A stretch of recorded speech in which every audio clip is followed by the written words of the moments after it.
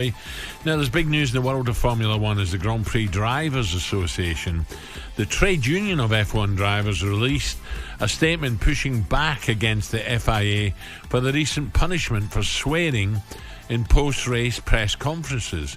Max Verstappen received a community service-style fine for swearing in a press conference over in Singapore when describing his car, while Charles Leclerc received a 10 grand euro fine for swearing after the Mexico Grand Prix.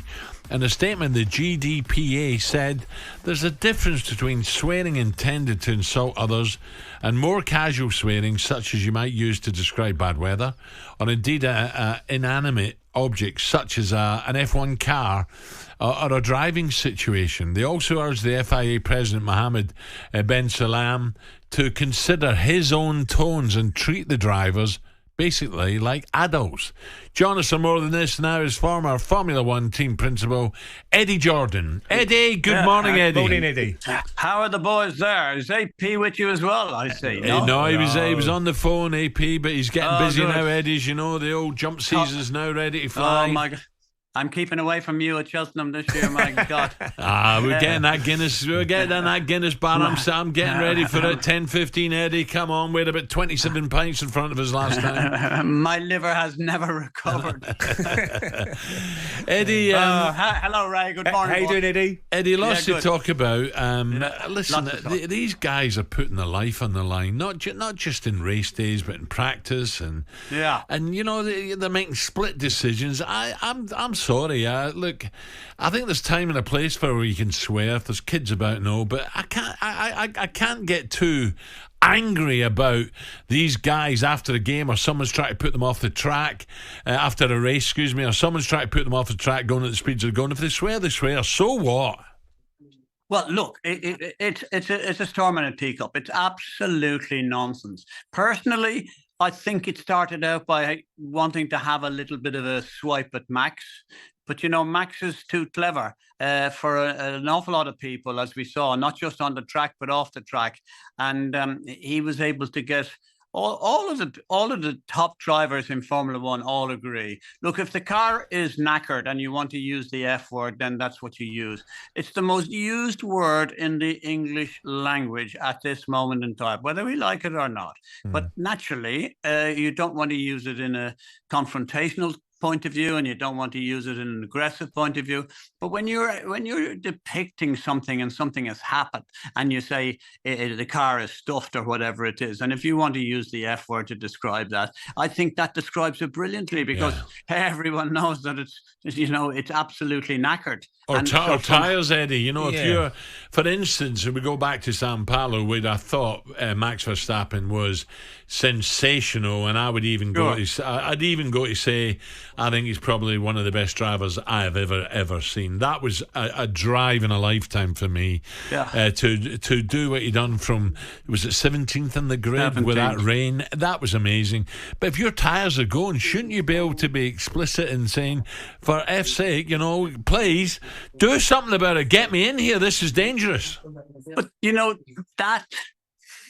There's not a person on the globe that doesn't realise that is normal language, and it's an adjective in that respect. It can be used in so many different ways in the English language. As I said, it's the most used word of all, and therefore, if it depicts a situation and it calls attention to the reality of the position, so please, for heaven's sake, don't dick about, just get this done. And that's what needs to happen. So we can go back to Max, by the way, and Sao Paulo if you want to, guys, and touch on it, because I agree with you, Alan. In my lifetime, and I'm no spring chicken here, and I've been around this racing game since day one. I don't know of a better race driver. I've had Senna in the car, I've had Michael Schumacher in my car, and they were outstanding. But what I saw and witnessed in Sao Paulo from Max Verstappen was something completely off the charts in terms of brilliance. Sometimes you see a Maradona, or you see a Messi, or you see this and you say, oh my God, how did they do that? Well, look, this this situation in Sao Paulo with Max Verstappen comes back, and that's a recall rate for me. That was something I've never seen before, or I've never seen such style and such total calmness. The guy was brilliant, absolutely brilliant. Eddie, how can you drive like that in a torrential thunderstorm? How can you have the confidence to have the pace that he had? It was frightening.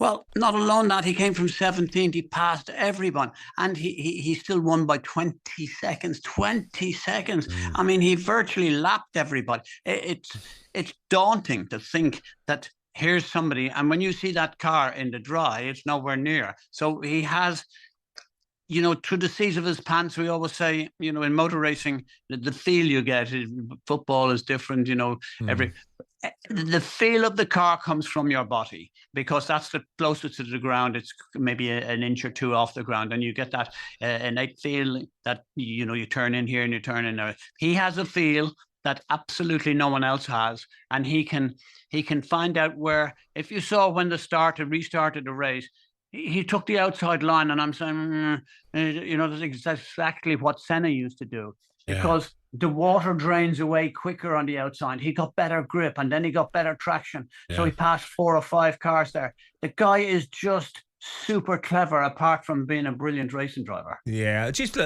looking at Lewis Hamilton as well, Eddie. How long has he got left, do you reckon? Because he's been brilliant, isn't he, for the Formula One, and he's, you know, he keeps competing, and he's still a top driver.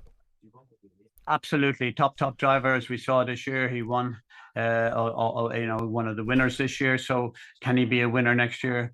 Look, I personally, in my opinion, I thought when he was with McLaren and he won those championships, he got stale, and then he went and you know, his mojo came back to him. The fire got lit again under his body, and he went on and won a load more championships. Do I think the same thing will happen when he goes to Ferrari? Well, first of all, he's got to beat Leclerc. And Charles Leclerc is no stooge. Let me please tell you that in a qualifying position, that I will be surprised if Lewis can match him in the qualifying. But who knows? Lewis is a very dark horse. You just never know what you're going to get. Yeah, and Charles, Eddie, Charles has grown up with Ferrari, hasn't he? So they're not just going to say, sorry, Charles, Lewis is here, move over. Well, you know, Charles is a darling there, I'm absolutely sure. And, you know, he's grown up there, his brother is there. There's a lot going for him. But I'd say Ferrari, to be fair, they've spent an unbelievable amount of money to get Lewis there. So I would say he will get a very fair shot at it. I don't think there'll be anything untoward, any skullduggery, and we'll just see what happens. And 50 million a year, I think, is that's nearly what you get in your podcast, Eddie. Well, actually, I wouldn't get out of bed. These days for 50 mil. And a quick mention on Celtic the other night were brilliant, weren't they? Jesus. Hey, Alan, what's going on there? What's going on? Who's this guy, Kuhn? I mean, that first goal, I'm not sure if he meant it as a cross or whatever it was, but let's take advantage. Let's give him credit.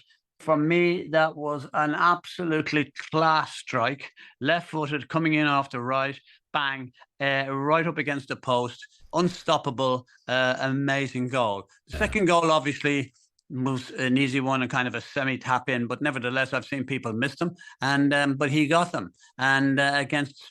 I don't know whether he was a Leverkusen boy at the beginning, but I think there was some connection there. Yeah, he was, It must have been. But you saw, look, it's only when people go to Parkhead on a night like that you realise, we've talked about, you know, the Parkhead, the Celtic against the Barcelona days. It's something magic. You know, the hairs in the back of your neck, they stand up and you say, my God, I'm witnessing something here that is... really so seldom in life that you get this enjoyment. It's just magic. Brilliant, Eddie. Eddie, listen, I've got your break, mate, but listen, great to talk again. Yeah, thanks, Eddie. Good luck with the podcast, and I agree with a lot you say there, Eddie. Thank you, Eddie Jordan.